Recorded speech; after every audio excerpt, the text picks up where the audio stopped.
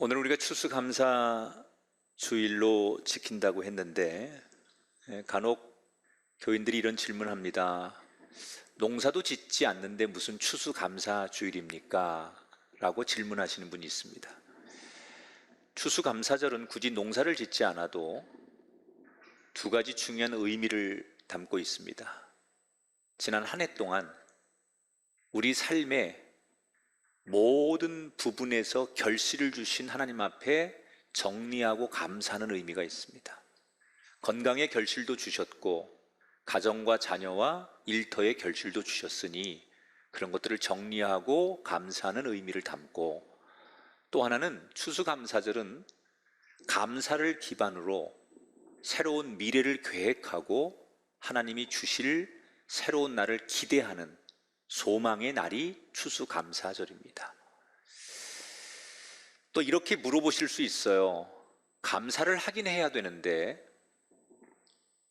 올해 우리는 참으로 긴 터널, 어둠의 터널, 코로나라고 하는 정말 역사에 남을 만한 그런 어려운 시절을 보냈는데 도대체 무엇을 감사할지 잘 모르겠습니다. 여기에 한 가지 덧붙이면 감사할 것도 별로 많지 않지만 앞으로 뭔가를 기대할 것이 없다는 게 더 힘듭니다. 아마도 그런 고백들을 하시는 분이 많이 있을 것 같습니다. 성경을 보니까 예수님 당시에도 예수님을 따르는 많은 제자들 또는 초대교회 성도들이 정말 환경적으로 감사할 것이 전혀 없는 박해와 고난과 쫓김과 두려움 속에 살았지만 그 사람들은 그런 최악의 어려운 환경에서도 하나님 앞에 감사의 고백을 드리는 모습을 성경에서 볼 수 있어요. 어찌 보면 그 정도 어려우면 감사거리가 없고 기대할 것이 없어야 되는데 성경에 등장하는 초대교회 교인들은 도대체 무엇 때문에 감사하는 걸까? 저는 그 근거가 오늘 우리가 살펴볼 팔복의 마지막 주제, 의를 위하여 핍박받는 자가 복이 있다라는 말씀에 있다고 생각해요. 자, 우리는 지금 산상수훈을 공부하면서 그 산상수훈의 첫머리에 등장하는 팔복에 대한 이야기를 나누고 있어요. 지난 7주 동안 팔복의 첫 번째부터 쭉 오면서 오늘 8번째 마지막, 의를 위하여 박해를 받는 자가 복이 있다. 자, 여러분, 이 이야기를 가만히 묵상하면 대단히 모순된 얘기예요. 의가 뭡니까? 불의의 반대말이 의예요. 그런데 성경에서 말하는 의는 조금 더 깊고 광역적입니다. 더 정확하게 말하면 성경이 말하는 의는 앞에서 팔복의 가난한 자, 국률이 여기는 자, 또 평화를 이루는 자, 이렇게 7가지 하나님 주신 이 팔복을 따르고 열심히 지켜서 행하는 자, 하나님의 말씀, 예수님의 가르침을 삶 속에서 실천하려고 노력하는 사람들이 살아가는 삶을 의롭다고 하는 거예요. 의의 기준이 인간의 윤리나 우리가 만든 다수의 원칙이 아니라 의의 기준은 하나님이어야 돼요. 완벽하신 분은 하나님이기 때문에 하나님의 말씀을 따라 살려고 노력하는 삶, 이걸 우리는 의로운 삶이라고 하는 거예요. 그런데 뭐가 모순이냐면 하나님 말씀대로 우리의 심령을 가난하게 하고 남을 긍휼히 여기고 샬롬을 이루며 살아야 되고 목말라야 되고 뭐 이런 하나님의 계명, 예수님의 가르침을 열심히 지키면 우리가 어려움 속에서도 하나님이 우리의 어려움들을 헤쳐나가도록 지켜주시는 게 우리가 기대하는 거 아닙니까? 말씀에 순종하고 말씀대로 살면 우리 삶에 환난과 고난이 떠나가고 평안이 임해야 되는 거 아닙니까? 그런데 말씀대로 사는 삶을 의로운 삶이라고 했는데 그렇게 의롭게 살아가는 사람들이 당연히 따라오는 현상이 뭐라고요? 오늘 예수님이 핍박과 박해를 받는데요. 우리가 기대하는 건 말씀을 순종하고 말씀을 따라가면 하나님께서 복을 주시고 형통함을 주실 줄 알았는데, 말씀을 따라가는 사람에게, 말씀에 순종하는 사람에게 환난과 핍박이 있을 것이다. 그런데 그게 복이래요. 말씀대로 살면서 받는 박해, 이게 우리가 복 받는 거래요, 예수님이. 여러분 어떻게 생각하십니까? 왜 말씀대로 살아가는 사람들은 핍박을 받을까요? 자, 우선 예수님도 하나님 말씀대로 살려고 하니까 핍박을 받았어요. 예수님의 제자들도 그랬어요. 그들은 오직 말씀대로만 순종하고 말씀대로만 살려고 했는데 그들에게 핍박과 환난과 순교가 찾아왔어요. 초대교회 성도들도 그랬고 우리의 부모 세대들도 그랬고 우리도 마찬가지. 여러분, 예수를 믿으면, 우리가 복음적인 삶을 살면 세상에서 환영받지 못합니다. 어느 시대든지. 왜 그럴까요? 사람들은 자기들이 있는 가치관, 자기들이 생각하는 기준이 있어요. 그런데 어느 날 자기와 다른 생각과 다른 진리를 가지고 자기에게 찾아온 사람들을 받아들이지 않는 거예요. 우리가 예수 믿기 전에는, 말씀대로 살지 않을 때는 세상 사람과 똑같은 가치관을 가지고 살았는데, 어느 날 주님을 믿고 복음의 가치를 알고 말씀대로 살면 세상 사람과 다른 가치관으로 사는 거예요. 그래서 나와 다른 삶을 사는 사람들을 세상은 배타적으로 밀어냅니다. 나와 같은 생각을 갖거나 내가 생각하는 것에 동의하는 사람을 환영하지, 내가 가지고 있는 가치관과 다른 생각으로 다가오는 사람을 세상 사람들은 좋아하지 않습니다. 그래서 기독교적 가치로 세상에 들어가서 사람을 만나면 사람들은 자연적으로 우리를 배타적으로 밀어내고, 그 현상이 항상 어느 시대든지 핍박으로 나타나는 거예요. 근데 예수님은 복음 때문에 핍박받는 걸 왜 복이라고 말씀하셨느냐? 여러분 가만히 생각해 보십시오. 하나님이 늘 어떤 사람과 함께 하십니까? 하나님이 어느 시대든지 하나님이 동행하는 공동체, 민족, 역사, 개인, 어떤 사람들입니까? 공통점은 고통 중에 있거나 고난 중에 있는 사람과 하나님은 늘 함께 하세요. 그러니까 우리가 복음 때문에 핍박과 환난을 받고 그것으로 우리가 고통을 받는다는 것은, 역설적으로 말하면 하나님이 우리와 동행하는 하나의 증표이기도 하기 때문에 하나님과 동행하는 삶이 복을 받는 삶이라고 얘기하는 거예요.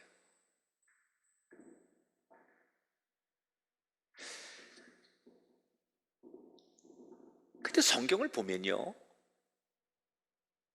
이 복음 때문에 핍박을 받으면서도 유독 하나님 앞에 감사하고 하나님 앞에 아주 놀라운 고백을 하는 사람들이 있었어요. 그게 초대교회 교인들, 제자들이었어요. 어떻게 이 사람들은 극심한, 박해라고 하는 게 이들에게는 삶의 터전을 잃어버리고 심지어 죽음을 당하는 그 정도의 박해였거든요. 그런데 그것을 그들은 기꺼이 감사함으로 여겼다 그랬어요.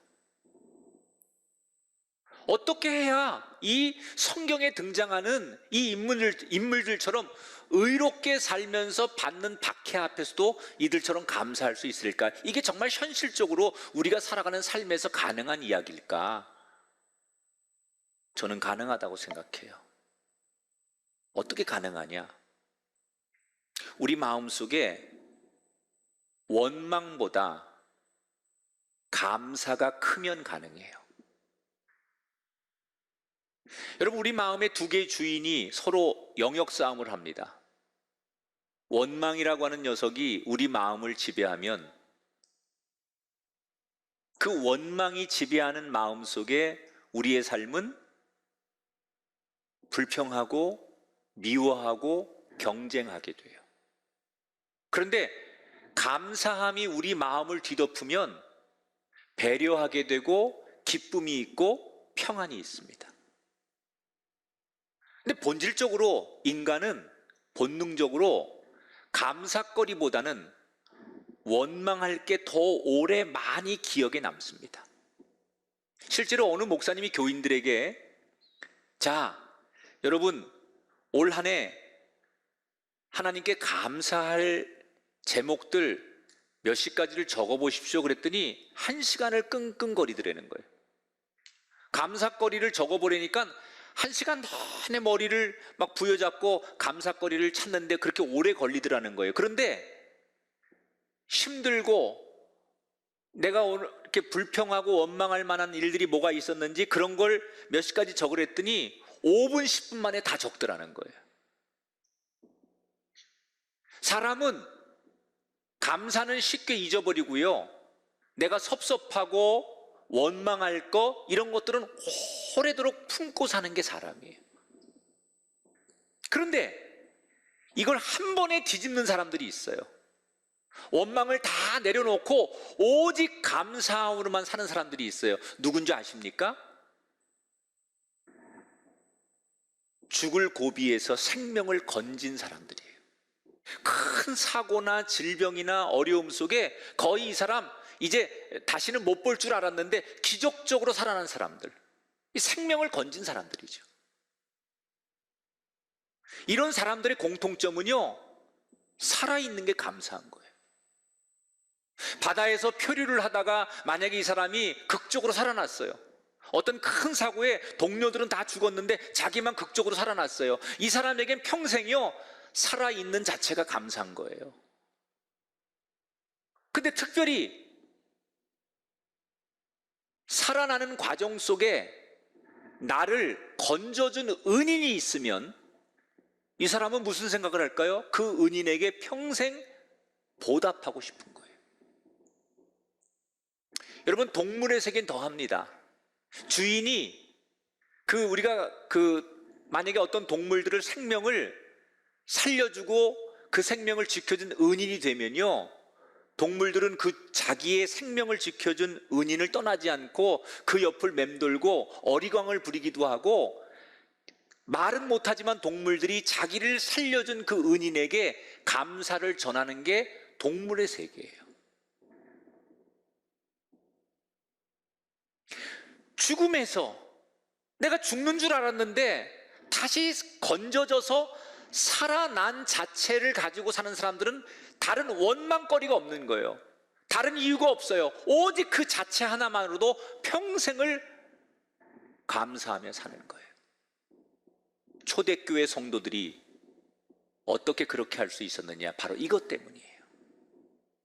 자기들은 예수님을 알기 전에 자기들이 어떤 사람인지 몰랐어요. 그런데 예수님을 알고 나서 복음으로 자신들을 비춰보고 거울처럼 성령으로 자신들을 비춰보니까 자기들의 존재는 죄로 인해서 죽을 수밖에 없는 마땅한 그런 사람들이에요.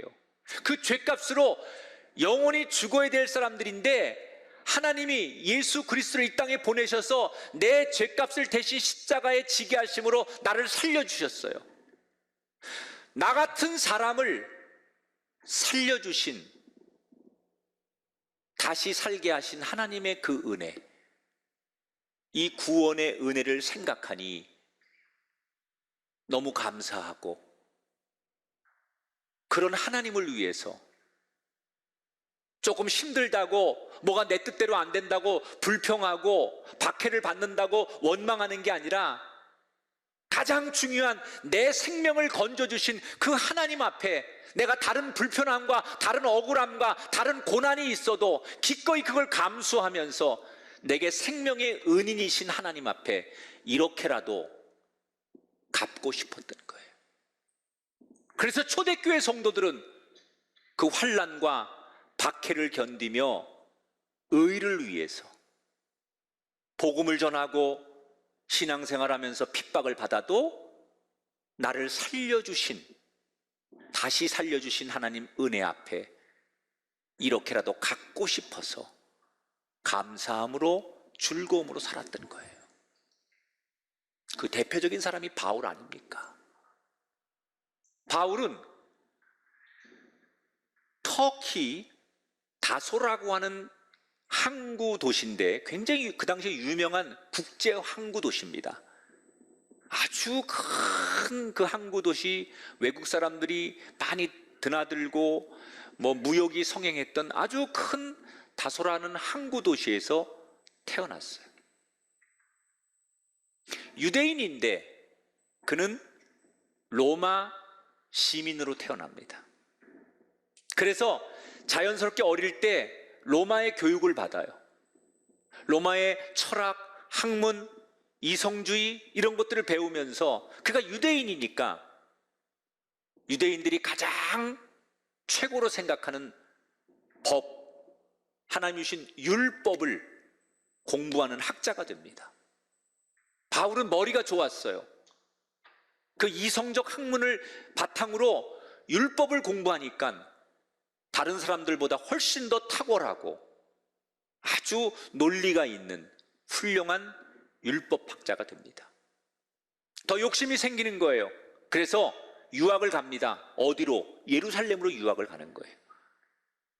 그리고 그 정말 가장 유능한 사람들이 모여드는 예루살렘에서 같이 율법을 공부하는 그 여러 경쟁자들 가운데 머지않아 바울은 가장 두각을 나타내는 율법학자로서 인정을 받고 신진 세력이 됩니다. 그런데 그렇게 잘 나가던 바울에게 어느 날 뜬금없는 황당한 소리 하나를 듣게 돼요. 예수님을 구주로 믿는 기독교라는 것을 만나게 돼요. 그런데 법을 공부하고 그 율법에 능통했던 최고의 법학자였던 바울의 입장에서는 나무에 달려 힘없이 죽은 그 예수를 구원자로 믿는 사람들이 이렇게 많아졌다는 것이 자기로서는 이해가 안 되는 거예요. 어떻게 사람들이 이렇게 무능하고 무지할 수 있을까? 왜 하나님이 주신 이 구약의 율법을 안 믿고 예수 믿어야 구원받는다고 하는 이 기독교인들이 생긴 걸까? 그래서 자기의 똑똑한 논리와 율법을 공부한 근거로 이 황당무계한 주장을 하는 기독교인들에게 반박을 하기 시작해요. 자기가 알고 있는 율법을 가지고 이 기독교인들을 설득할 수 있다고 생각했어요. 그런데 아무리 똑똑한 자기의 논리와 학문을 가지고 율법을 들이대고 이 기독교인들에게 잘못됐다고 얘기해도 먹히지가 않는 거예요. 처음엔 말로 하다가 결국 시간이 점점 지나면서 이 기독교인들을 처단하는 그런 최전선에 서는 행동대장이 돼요. 자기가 하고 있는 일이 얼마나 무지하고 무서운 일인지 모르고 하는 거예요, 바울은. 여러분, 열정은 있는데 이 열정이 내가 하고 있는 일이 뭔지를 모르게 하는 일들이 있어요. 제가 목회를 하면서 항상 제 고민은요, 어느 교회든 극단적인 소수의 한 그게 1% 정도만 돼도요, 이 1%가 어떤 사람들이냐면 아주 극단적인 이상주의자들이에요. 그들이 말하는 게 맞아요. 이렇게 우리가 질서를 지켜야 되고 이렇게 상식적으로 해야 되고 이렇게 우리가 법도 지켜야 되고 굉장히 그들이 말하는 게 맞는데, 제가 말하는 이 극단적인 이상주의자라는 것은 너무 현실성을 고려하지 않는 거예요. 우리가 가정에서나 또는 우리가 사람들이 만나면 원칙이라는 게 이상적으로 있지만 그것들을 맞추기 위해서 현실적인 걸 고려해야 되거든요. 사람과 사람이 만나서 조금 다소 닮고 이해하고 그래야만 그 이상들이 현실이 되는 거거든요. 근데 현실을 고려하지 않는 아주 극단적인 이상주의자들이 교회에서 문제를 제기하기 시작하고 그들이 주장을 하기 시작하면 99.9%의 현실주의자들이 그 0.1% 내지는 1%를 못 이기는 거예요.